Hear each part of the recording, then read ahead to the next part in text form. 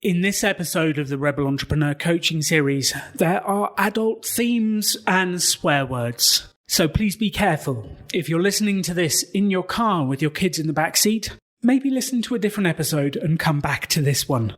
Adult content is coming up. One of the biggest challenges you will face on the entrepreneurial journey is doubt, imposter syndrome, lack of confidence. These things come up from our past, and they try and protect us from getting rejected, from getting hurt, by stopping us from trying. But if we don't deal with the doubt, if we don't deal with the negative spirals, then how are we going to make progress? This episode is all about feeling confident when launching. The extraordinary belongs to those that create it. Rebelling against business plans and debt, rebelling against what society expects of us to build cool businesses, make money, have fun, and do good. Let's create something extraordinary together. Welcome to the Rebel Entrepreneur. Welcome back to the Rebel Entrepreneur Coaching Series, and I've got with me today Jaymie. Jaymie, welcome back to the podcast. Thanks, Alan. Now, on the last call, we were talking Kickstarter, and I think this is our third call about this now.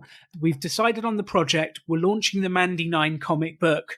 We got to a certain point, and at the end of last call, the ideas were reach out to in real life humans online so they can help you promote the launch of the Kickstarter. Send over an Excel with numbers, which you've done. So we've got the homework for this time, which is awesome. Yes. And drawing and posting every day. So give us an update. What's happened? What's changed? Tell us all. Okay. Well, you said we had 3, and I think we've had this might be 4 or 5. And people are going to get so bored of this fucking story. And you're going to probably it'll end up being more like a compilation. You're going to edit the best parts out or in or whatever. So anyone who's been following along with my journey, I'm really sorry if you're bored. I'm sure there'll be a better podcast next week. Okay. No, take that away, because this is what business really is. And I think that's what people get wrong, Jaymie, is they think business is magic or it's this or it's that. This is what business really is. It's a journey. You create something, you market it, you crank it out, you put the work in. This is real life. And if you're listening to this and you want a podcast that's all fake and fancy with spray tans and glasses and edited, go somewhere else. Jaymie's right. If you want a real life, get down in the weeds and talk about actually doing business, this is where we are. Yeah, this is what real business is. Have we done it? Are we doing the next step? What's coming up in our feelings? This is how life is. Yeah, imagine if you only did the first 2 and then the last one. People are like, how? How did you get there? And did I succeed or fail? Every TV show, they show you the first bit, they show you some kind of 18 montage where they put together the comic book, launch it, and then you come back afterwards and go, oh yeah, it was a lovely success. It's not real life. Yeah. Although I got to say, I do love a good 80s montage, different hats, different outfits. Oh my God. Working out for 2 seconds and suddenly you're buff. I'm into it. We might have to compile that for the website. I love that. Maybe we could do a video together of you doing the art and some kind of montage, the Kickstarter going up, and then you sitting there covered in dollar bills afterwards. Oh my God, I'd love that. Also, we could do the workout part. I told you I have a squat rack in my apartment, so get some Rocky music. This is good. Awesome. I love it. It's perfect. Okay, back to the work though. So yes, where are we? Tell us where we are. Okay, yes. So I sent you the Excel files. I haven't changed my comic story idea, so yay. And I've been drawing a lot and it's feeling so good. I have been posting consistently, not every day. And that's my next, okay, I'm going to start. One thing that has changed is my deadline. And when we had the first meeting, it was oh, Jaymie, why don't you take the next 3 months to work on your art and work on that project? And I was like, yes. And then I started the Kickstarter, and then I heard about this Make 100 initiative. So in January, Kickstarter has Make 100, and projects that are making 100 of something get kind of promoted. And I was like, I must finish my comic for the end of January. Holy shit, And as I'm doing it, I'm like, oh my God, there is so much to do. I am overwhelmed. I'm literally waking up at 3 a.m, Kickstarter, gotta go draw, gotta promote. And like, it's so much drawing and promotion. And then from everything I'm reading, it's actually like, oh, pre-promotion of your Kickstarter is actually more important than when you've launched it. You want to build that list, build that all before. And I'm like, but it's like January 8th and it's only 3 weeks and you still, so I realized, okay, I'm giving myself this unnecessary stress just to make 100 thing. Doesn't even make sense to pressure myself for that. And I was like, oh, I know, I'll launch at the beginning of Women in Horror Month. And then I was journaling about it. I'm like, no, stupid.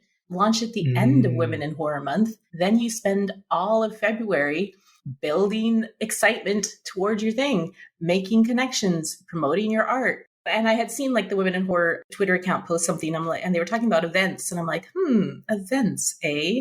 Okay, what can I do? Because I don't want to like just follow the hashtag post my art and hope for the best.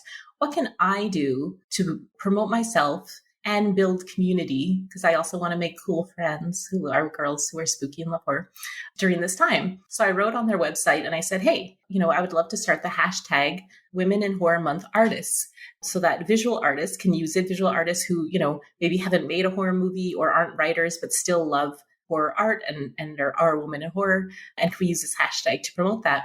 And they wrote me back and they said, love it. Why don't you set it up like an online event and submit it through our event form? And I'm like, awesome. So I'm going to make an online event. Oh, and then I also pitched to them on my social media. I'll feature those artists as well, so we can like retweet each other. And at the end of Women in Horror Month, I'll do a blog post for the website, rounding up artists to say who was, who had participated, show the different styles, also including myself. Also, I'm the writer. Also, at the end of that blog post, a little bit about me. Oh, look, I have a Kickstarter. What? So that's part of my promotion plan for Women in Horror Month. I love that, because actually one of the things with promotion is it can be exhausting just promoting yourself, but taking some time to promote other people's work can actually get more people to look at your work, because you shout about this other artist. They love that you're shouting about them. They share your stuff, and that cross promotion builds things beautifully. So I think that's a fabulous idea. So we've got kind of an idea of end of February, launch the Kickstarter. Is that correct? Yes, that is correct. And I really want to get it like, now that I have more time, I have time to do planning, because I started, you log into your Kickstarter and you start your page, and I'm like, oh my God, there's so much just for the page. So that's when I was like kind of flipping out. So now, I was actually cutting down on my workouts, cutting down on my walking. And I do think like, yes, when you're in the rush of something, it's okay to like, I'm not taking my health into account, but I walk like 2 hours a day. So I cut it down to like one, I'm a bit extreme. So it was okay for me to cut back on some of that like physical activity. But now I don't have to be, worried, oh, should I take a walk? Like, or should I draw? Like, I don't know. So I think that helped the stress levels. It's my first one. Yeah. So February 28th would be great, because then it'll just really be the end, and it'll be super exciting to launch like February, or I guess March 1st, but somehow saying I'm the last day of Women in Horror Month seems very, very fun to me. I don't know. What are your thoughts? Yes, I think that's perfect. Let's launch. Yeah. Let's aim for February 28th. I think we've got the simple steps of let's get the pricing in order, let's get the suppliers in order, and then build the Kickstarter page. Once we've got that, then you will feel confident. Okay, now I can go out and I can pre-build my list, work on the marketing, really get involved in Women in Horror Month and all the hashtags we've talked about and the other accounts, build up that following, and then launch the Kickstarter. And I think that's it's not easy, but it's a simple plan that we can follow and do the steps and get it out into the world. And that's the key. That's absolutely the key. So what's the biggest thing you think you need to get done first? What's going to unlock the progress? I think the biggest thing that's going to unlock the progress is posting every fucking day. I am posting like every other day. And I really think that the consistency, like even if it's sketches, if it's working, like I need to not be in my bubble drawing. If I want to promote and build community and get myself out there, I have to put myself out there. And I think that I do have this fear of like looking stupid on social media. And like I've been journaling about why I'm doing this comic, things about horror and things about my creative process. And I'm like, these are probably probably really interesting things that people would want to know. And then I just like kind of get so shy that people are going to think I'm dumb. And even like this whole, I'm sure any entrepreneur goes through this, but again, as an artist, I'm going through these waves of, this is dumb. This is stupid. Why am I doing this? Like just as up and down constantly. I mean, I'm still pushing through and not stopping and going through it. And I must say, I am very happy with the creative work that I'm doing. I feel like this is just the comics looking really good in my opinion. So it's not bad work, but I'm always having these waves of doubt. So I need to just push through, even if I don't like what I'm doing, and post it online. And I'm thinking I should start my blog up again and start writing about the process of creating this comic. I think people would be interested. What are your thoughts on that? Just before we dive into that, is it all right if I ask you a couple of questions about the waves of doubt? Ooh, yes. Go for it. So when it happens and this voice that says, you're going to look stupid, can I do this? Is that your voice? Is it someone else's voice? Who's saying that to you? Yeah, very good. So I have therapy tomorrow also, but I don't mind having 2 sessions.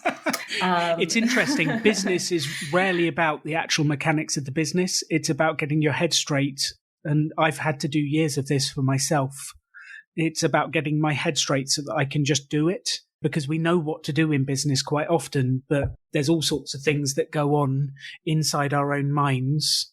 And yeah, I spent years fighting with demons. So I kind of understand it. And that's the stuff you need to work on. And then you find, oh, I've unlocked it. And this is easier than I thought. But we need to deal with the first thing to get there. So my parents were very supportive of my art. It was never an issue at home. And they were never the kind of people who are like, you shouldn't go into art. You're going to be poor. Like my parents are working class people. Like they let me do what I want. They let me go to art school. They let me take animation. They loved my cartoons. So it's definitely not from there. I was thinking about this morning, and I'm born in 81. So I'm just like just snuck in as a millennial. So I have like kind of a Generation X and also like millennial mixed with me. And the reason I say that is because Gen X is really down on life, right? Like a lot of people say, millennials are so, they expect so much and they want everything handed to them and blah, blah, blah. This, I do not agree. This is me pretending to be someone else. But I think that the younger side of the millennial got to experience a more positive thinking mindset. And being someone who was at the front end of that millennial generation, I didn't have that positive thinking mindset growing up. So I often thought very negatively of myself. And I think you need a balance. You can't have all one or the other. But we are seeing more and more that our mindset is the thing that affects our choices and affects the decisions we make. And also like now, so I do see a lot of artists, YouTubers talking about mindset, talking about believing in yourself. And also like, just if you need to improve, just keep working on it, like very, very positive thinking. And when I remember being in university, it was not the most positive mindset group. There was a lot of, you can draw or you can't. This person sucks. This person doesn't suck.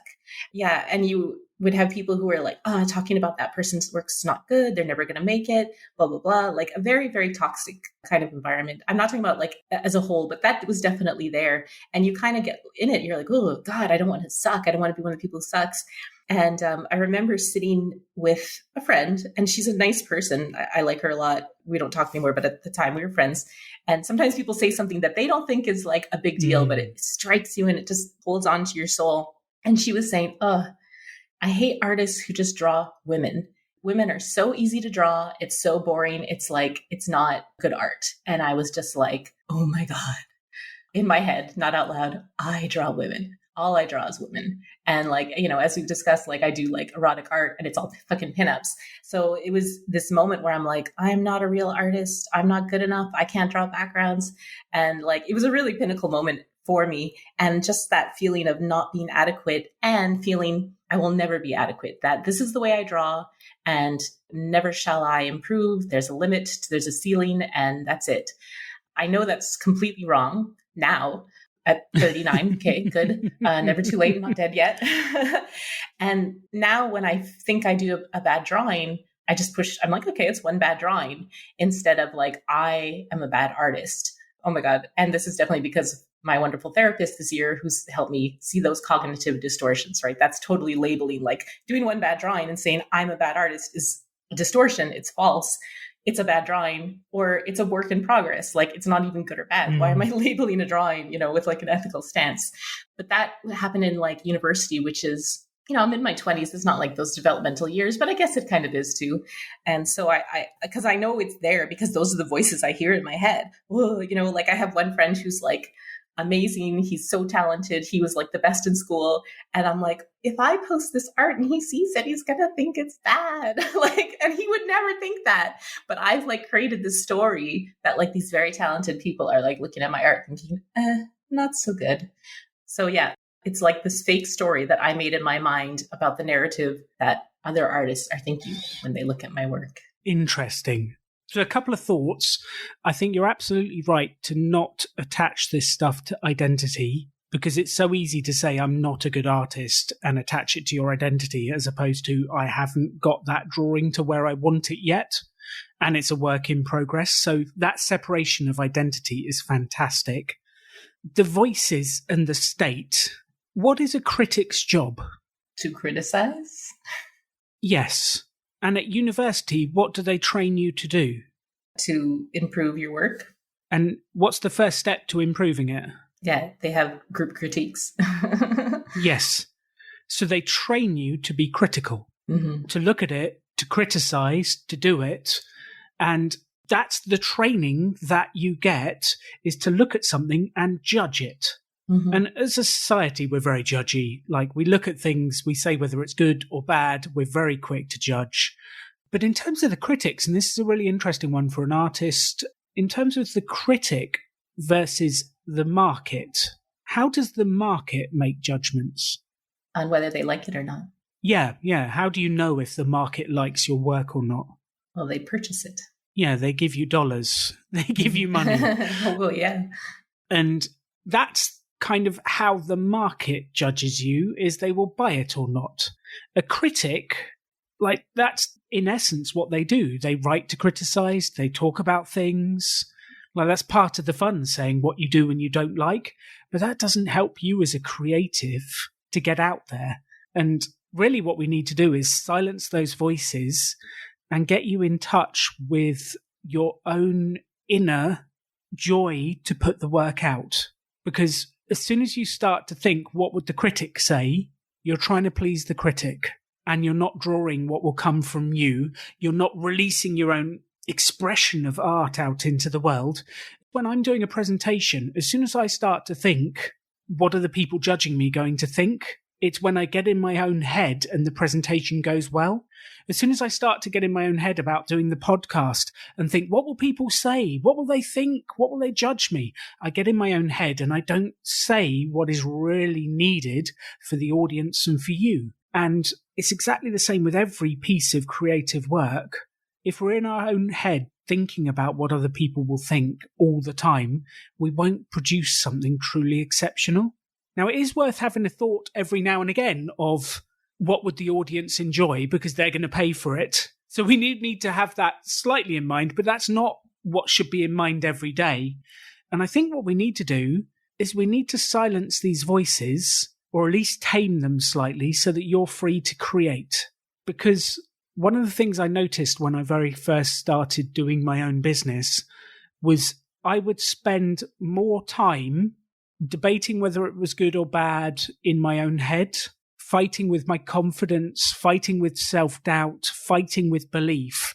I'd spend so much time fighting that I wouldn't actually get very much done.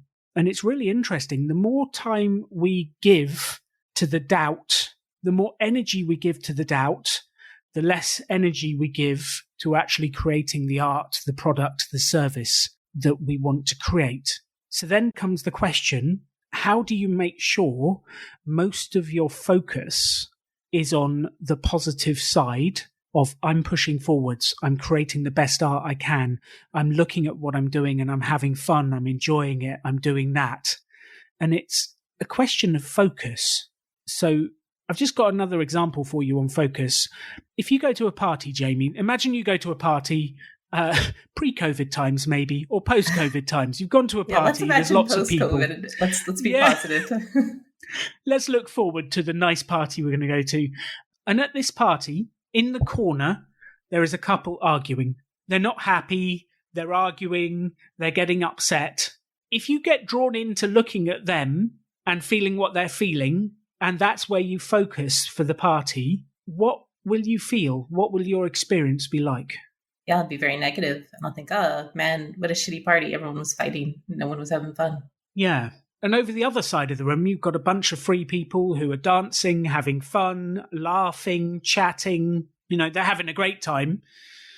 If you put your focus over that side of the room, what would your experience of the party be?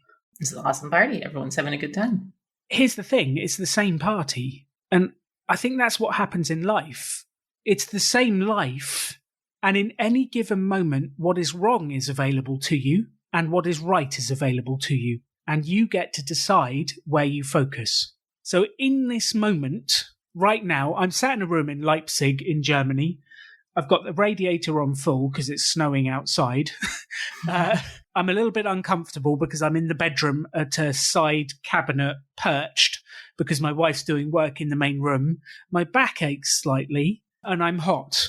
So I could focus on that stuff and feel bad. Or I'm recording a podcast with my friend Jaymie. I'm helping her make progress. I'm thinking through business ideas. Like, I am doing what I was born to do, which is to help other people make progress on their dreams. I could focus on that.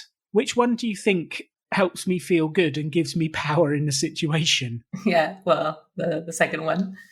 And it's a choice. Mm-hmm. You get to choose, Jaymie. You get to choose whether you doubt and think about the voices from school, from the university. You get to think about what will I be judged when I put it out there, or you can choose to focus on the art and the excitement and all of that stuff. And it's a choice. In the moment, no one realizes a choice. Don't get me wrong. Like in the moment when you're in that doubt, you don't go, oh, I'm choosing to feel bad right now. Why is that? Like that doesn't happen very often. But it is a choice. Do you know how to change your focus? Seems like a crazy question, but do you have many tools in your toolbox to allow you to change your focus when you get the doubting mind come in? This year, I have been working on that a lot. So when I do have that negative thought, I try to catch it and find what cognitive distortion this is. So I was talking about like, oh, I'm a bad artist. It's like, whoa, whoa, whoa. Okay, this is labeling. Or if I do one bad drawing, oh my God, this comment's going to suck. Well, that's all or nothing thinking. And so when I can catch the distortion, I find I'm able to reframe it. So I've gotten much better at that. Not perfect yet, still having fears, but that's my first tool in my toolbox. And reframing is a brilliant tool. That's a fantastic tool. You can use it all of the time. I'd like to give you two more. Mm-hmm. One is the questions you habitually ask yourself. So every day, every one of us asks ourselves questions, and questions control your focus. Because I can ask you a series of questions right now, and I could help you to feel good, or I could help you to feel bad. So I'll give you a quick example. Jaymie, what is left to do on this Kickstarter project? So much, like a lot, an overwhelming amount. Thank you for asking. Yeah, and why haven't you done it yet? Because I guess I'm lazy. Let's not go down that route. Let's not go there. But do you see what I mean? Like two questions and we can very quickly change our state and feel bad. Whereas actually we can look at, okay, what have we done so far? What have you already done that's pushed us down this line? Well, I've actually drew a ton this weekend. I outlined 4 pages when I thought I would only get 3 done. So like I sketched them and inked them. Then I started reaching out to friends, and it's funny because I was going to have my whole speech of like, hi, I'm doing this. And do you want to just share it with people? And when the second I mentioned Kickstarter, my friends are like, when? Tell me. So, here I was thinking like, maybe it's not, when are you doing it? I'll for sure support. Oh, okay. Thanks. Thanks, friends. So you've made huge progress. You've got incredibly supportive friends and we're on the road. Yes. And with one question, we're feeling more positive. And I think this is the tool, is what are the questions you habitually ask yourself? and noticing what questions you ask yourself, and then probably training yourself to ask yourself some different questions. It's interesting you say this. I have some little notes that I make to myself and I post up in my workspace.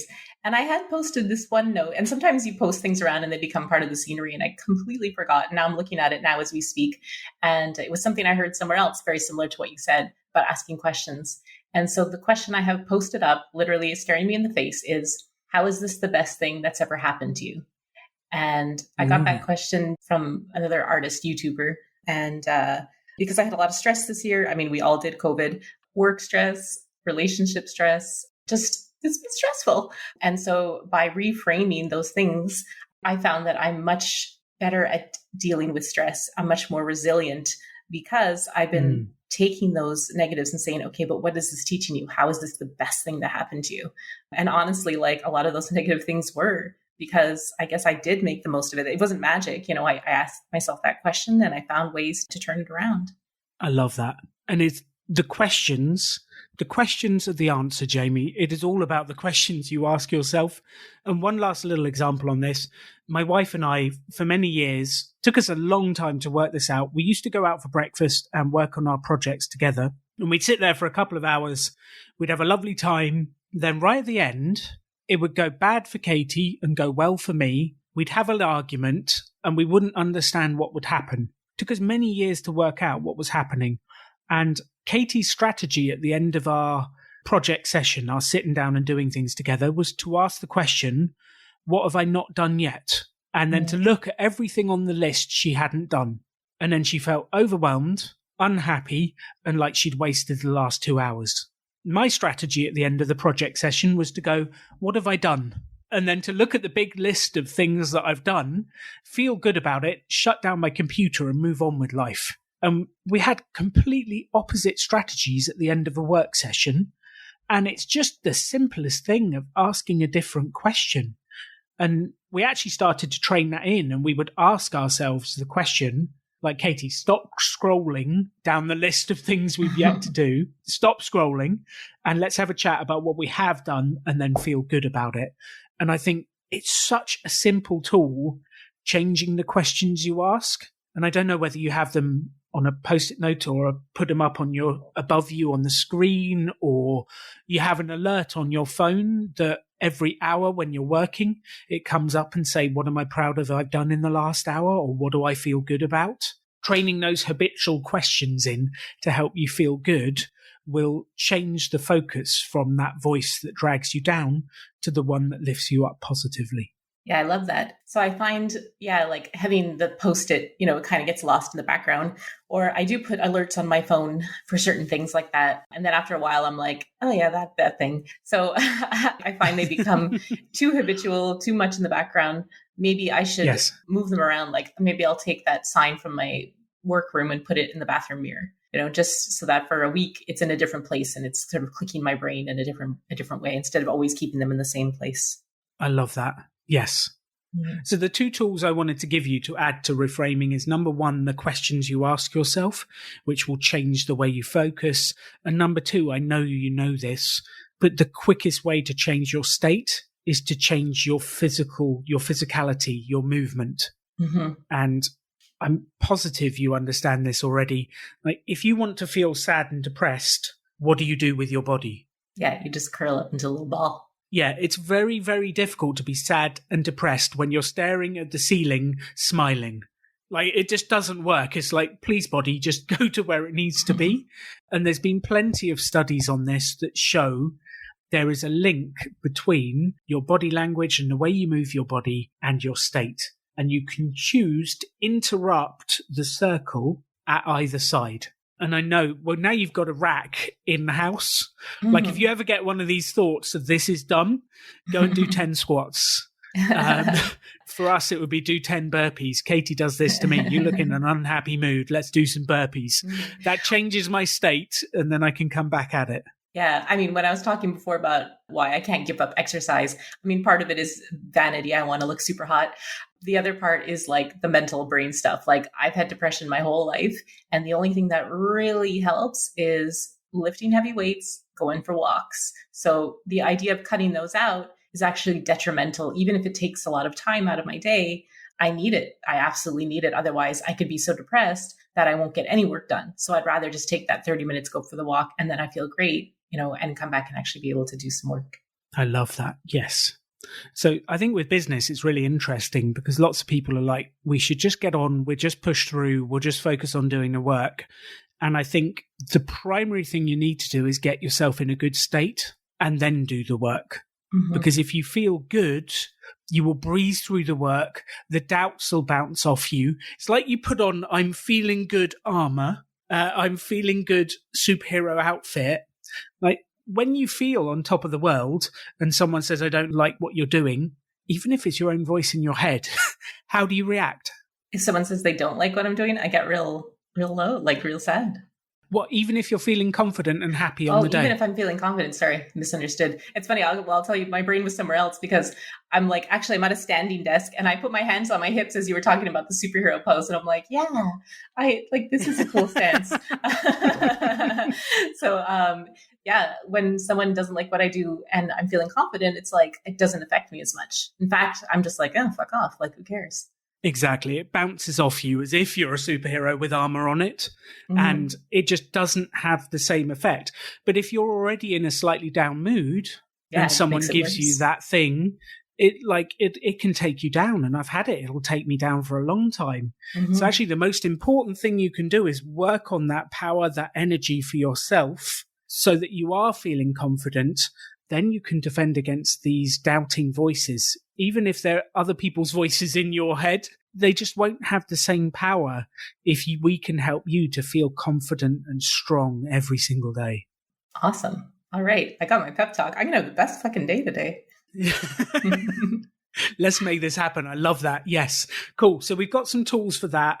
I think that will help. I would love you to report back next time and let me know those 3 tools that you've got, the reframing, the questions, and the changing the stance and the energy, what's happened with the doubting voices. Mm-hmm. Report back next time and let me know if it's helped or not, or if they're still having a go, you let me know and I'll do something about them. Okay, great. Show them who's boss. Well, I hope that sounds slightly threatening. We'll take them down. Yes. Cool. So we've got to talk about numbers because my feeling actually is that this is the bit that's going to unlock a lot of energy. Because you said you're not that excited about numbers. You're not really into them. Wasn't so great at math in school. Again, probably a mindset thing, right? I grew up in the girls aren't good at math world. I had a math teacher who used to make sexist jokes. Lots of trauma around numbers. It was a different world when a teacher could make sexist jokes and still have their job. But anyways, here we are, 2021. Yeah, so numbers. Numbers. If we can get the numbers looking good for you and you feel confident in them, I think that's just going to unlock it because then you're confident, okay, I've got my numbers sorted. I know what the cost is. I know what the target is. I know roughly what profit I'll make. I just need to go out and do this now. And it makes things a lot easier. So I think let's have a look at the numbers because you've got 3 quotes already for the comic books, haven't you? Yes. And these are I didn't reach out to them like they have calculators on their websites. Cool. The ones that didn't have a calculator was like for 1,000 or more. And I'm like, okay, no, not there yet. Thanks though, guys. So for listeners at home, there are 2 Google documents that I sent Alan. One of them I found online and it's a Kickstarter calculator made by Print Ninja, which is a printing service. So it's really good for comic books, although the original one was for board games.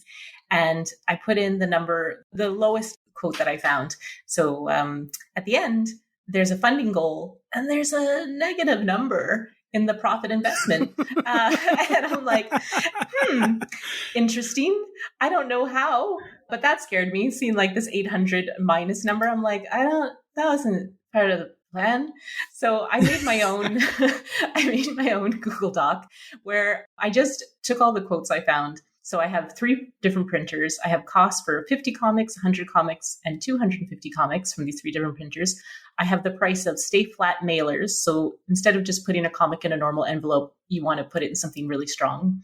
I have a board and a bag. So comics come with a cardboard and then they are in a plastic clear cellophane bag. So I have the price of that. So it's not, the shipping's actually not too bad. And then I have like a little scale at home because, of course, I am super healthy, so I weigh my food. So I had this little scale and I was able to weigh different, weights of envelope with a magazine in it. And so I kind of went for the higher weight, 300 grams, and I found different shipping rates for that.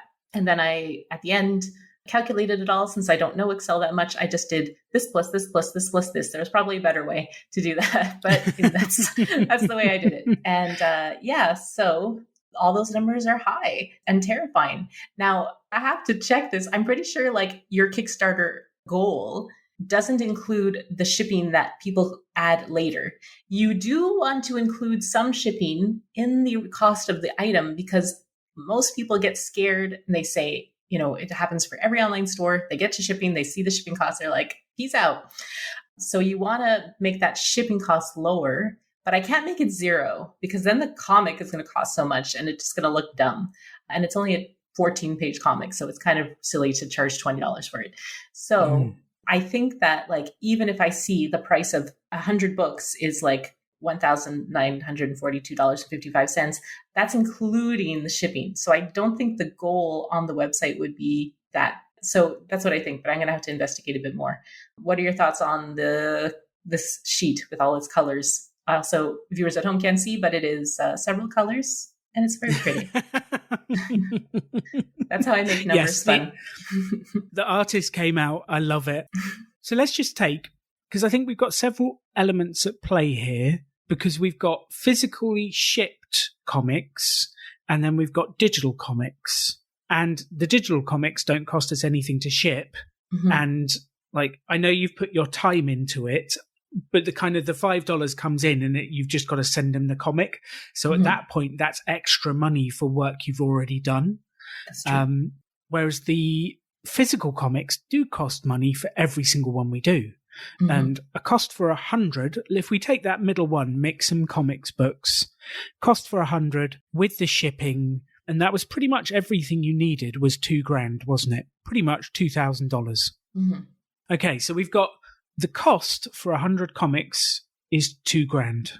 Then what I'd be looking at is what's the range of items we're going to sell and figuring out roughly what I have to sell to get to $3,000. And I would be setting my target at I need to get the funding for $3,000 to know that I have a profit. Because I think the thing I looked at in your first calculator with the Print Ninja one was that you had total backers 50. So you only had 50 people backing the whole project. Yeah, I was aiming low. Yeah. I have a feeling we can do better than that. Because I am scared that it's a first project. I've seen people's first project be like $500. You know what I'm saying? Like, I wonder if I shouldn't aim too high, if I should keep it low so that it's something achievable. I don't know. These are the thoughts that I'm having. Your thoughts now. Well, like aiming low so that we definitely make it and we'll make $500. Like, yes, we're getting the first experiment out of the way, but I think, like, let's be honest, is $3,000 that much money? No, but like it is if you don't have a fan base, like, isn't it?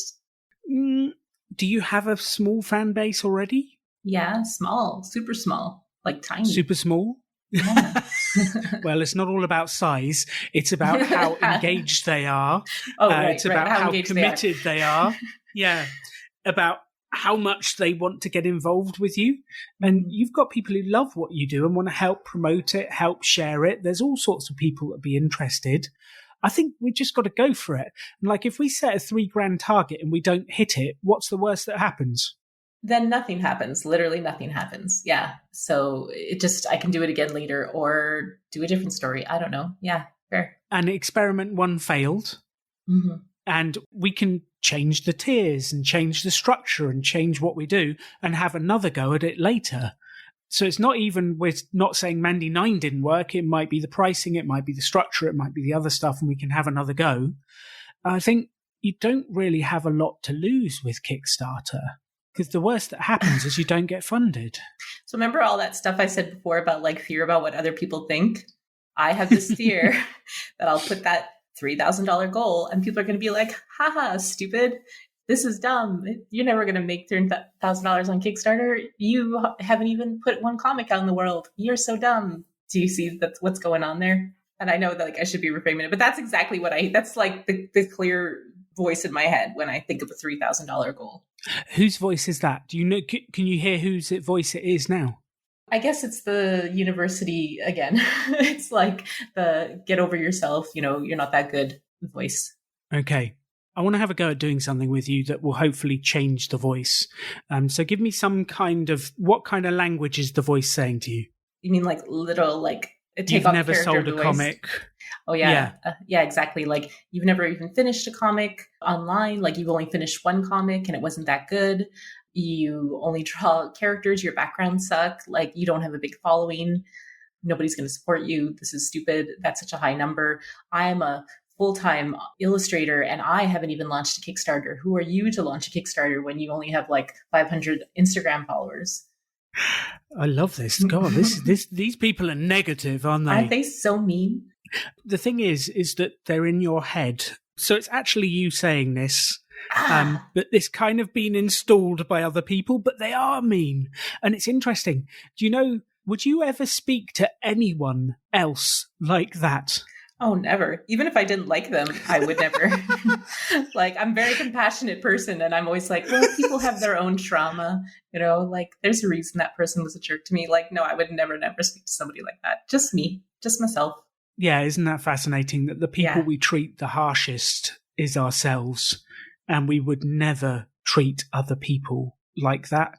And I found exactly the same thing with I love my wife completely. She is the meanest person to herself you could imagine. And we've had discussions where like, you need to stop treating my wife like this. I'm going to get angry. And I get a bit defensive at the voices that are in her own head attacking her. And it's fascinating. Like we are the meanest to ourselves when we just... No one would ever talk to you like that. So anyway, I have an idea. We're going to try it. Okay. I want you to imagine that I'm that voice. So I want you to think of you launching this Kickstarter at $3,000 and see it going well, see it being successful, seeing the Kickstarter orders coming in, and I'll be the negative voice. Is that okay? Yes. Okay, so I want you to start imagining the Kickstarter, the $3,000 reward, and get going. Okay, so I've launched it. Good, done. Yeah, but you're never going to sell a comic. You've never even finished a comic. The comic wasn't even good, the one you did do. You only draw characters. You don't even do backgrounds. Who are you? Who are you to launch a Kickstarter? You don't even have a following, Jaymie. Who are you? Okay, well, first of all, my voice does not sound like that. Thank you very much. I think it's a little bit deeper and sultry, but that's fine. You know what? The worst that happens is that it doesn't get funded. And there's a clue here for you. You said the voice doesn't even sound like that. It sounds a little bit deeper and a little bit sultry. And this, you can change the impact your own voice has over you by changing the way it sounds. Mm-hmm. Could you take me seriously when I said those things? No, absolutely not. In fact, it was hard not to laugh. That is a better reaction to the critic than you could ever have. If you can just laugh at them and then get on with it and make it happen, that's the way to do it. What you have done is developed an incredible strategy for making you doubt yourself and feel bad about doing it. You need to change that strategy to be able to change your results. And your strategy is, I'll have the voice. It'll have a deep, resonant, authoritative sound. And it'll say, you've never sold a comic. Like, your one comic wasn't good. Who are you to launch a Kickstarter? And it's got that doubting sound. You've developed a brilliant strategy for doing that. If you can change the sound of that voice, you will change its impact on you. And instead of you feeling bad, you'll laugh. So I'd actually like to install my voice as the doubting voice. Okay, perfect. Because then you can laugh at me and say, piss off, I'm going to have fun and do this anyway. Yeah, you know, that's great. I'll take that recording soundbite, put it on my phone. When I'm feeling down, I'll just press play and have a laugh at your expense. Sound good? Sounds perfect. That's absolutely perfect. You can use me for that, definitely. But I think it's also that helps to see the ridiculousness of it. You know, like if we break that down, you've never sold a comic. Like at some point, everyone is a beginner. And it's not even true. It's not even true. So the voice isn't even true, but it still has power. Yeah, like the erotic comic I made, I did like pay what you want. So you could literally pay $0. And I had people paying $1. I had people paying $30, $50 for it. Like people were paying me for people literally paid me for a comic that I asked $0 for. So it's not even true.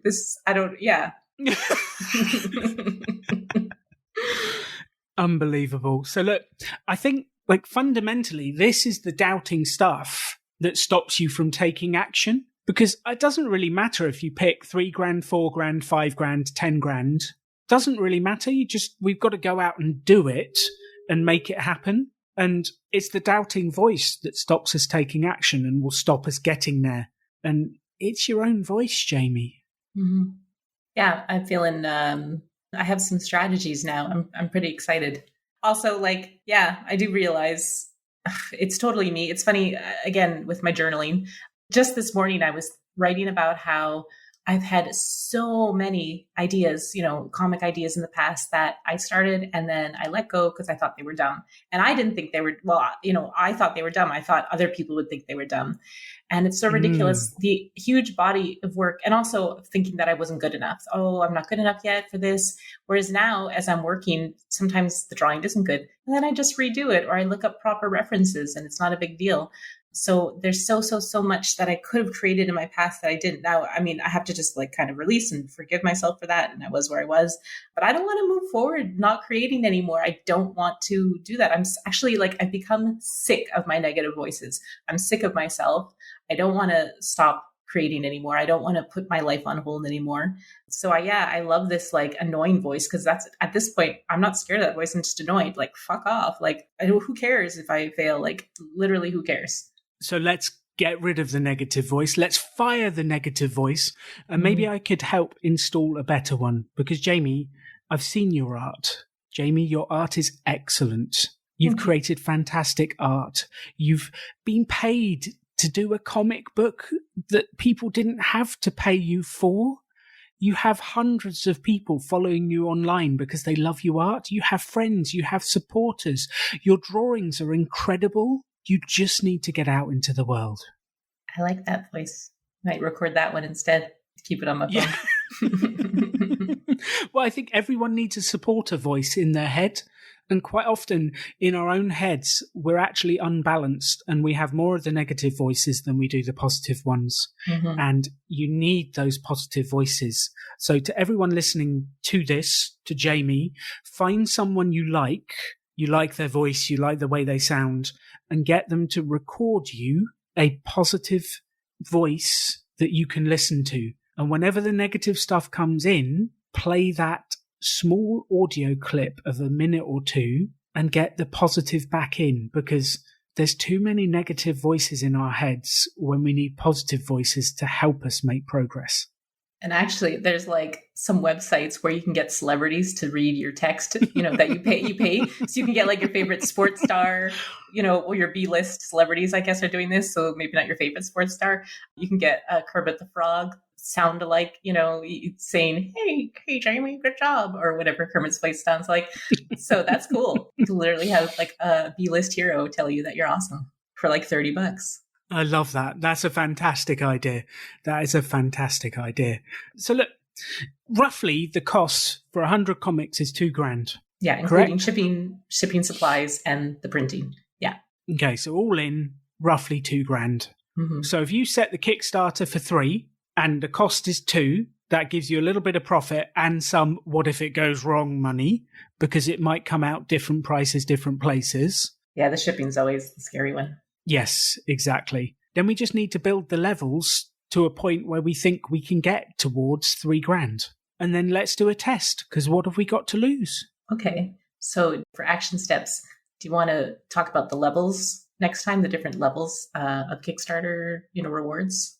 Yes, please. I would love you to come back to me with a clearly defined set of levels and an idea of what they are, how much they will be exactly, and we'll talk through those. And let's talk through the actual creation of the page. because I think that's the real next step. Because if we can work out the pricing, the levels, and all of the bits, like we can have that page up and ready to go. You're going to feel a different level of energy. And for sure, I want that pre-launch page to be ready for February 1st. So that it's like, it's not the whole Kickstarter, but it's like the pre-launch. There's maybe like a place to get emails. There's a place to get updates. So yeah, it's actually having that before February 1st is very important. So let's focus on the levels, the pre-launch, and take it from there. Excellent. Jaymie, you are a legend. And please, let's install that positive voice for the next week. Absolutely. Whenever the negative voice comes back, tell them you're fired and reinstall the positive voice that wants to actually support you. I'm a little triggered by the "you're fired" just because of recent politics down below us, in Canada. So I won't. Maybe we'll have a different term. Yeah, we'll have a different term. Maybe I'll just tell it to fuck off, and you'll have to put a explicit on this podcast episode, and probably every other one I did. So apologies for that. I was thinking, like, after the first episode with Katie, was it? And yes. we decided first kids books, and then the minute I decided no, adult, horror fantasy, all my swear words came out. I was just like, okay, I can swear now. like I don't have to censor myself for this kids book persona that I was playing. No, I think I'm definitely going to insert explicit material at the start of each of the episodes. But that's like, there's a market for everything. And I love that about the world. Could be a little more exciting for people. Okay, perfect. So to those of you listening and to Jaymie, the key is to become our own supporter. Because quite often we have voices installed by education, parents, friends who are meaning well trying to protect us. And they install voices in our head that speak to us years after the event has happened, that stop us from living our full lives. And we need to become our own biggest supporters, encourage ourselves to take steps, look for the positive, and make progress. Thank you for listening to The Rebel Entrepreneur. There are so many reasons why we don't put our ideas out into the world. It might be doubt. It might be a lack of confidence, imposter syndrome. People have attacked us in the past and we don't want to put ourselves out there. There are so many reasons why we don't launch. It's also the fear that if we do launch, it might not work. So our mind tries to protect us from potential failure by stopping us from putting it out there. But if there's one thing I know without a shadow of doubt, if you don't put it out there, you have absolutely zero chance of success. There is no way you can be successful if you don't try something.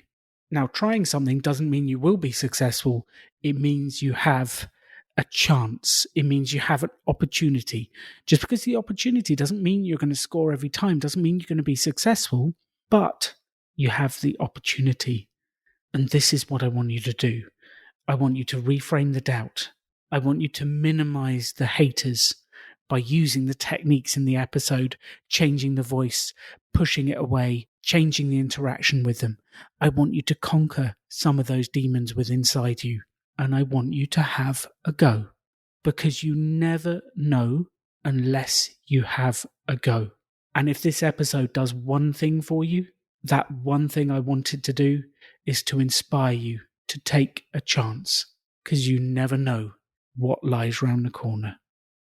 Go out there, take a chance, build a business, run a mini experiment, have some fun, have a go at making your dream a reality, because the extraordinary belongs to those that create it. Thank you for listening to the Rebel Entrepreneur podcast. Go do it. You can have any life you want to. Choose to build something cool. Choose to take action. Choose to work to make your dreams become reality. Stand out. Be different. Be yourself. Be a rebel entrepreneur.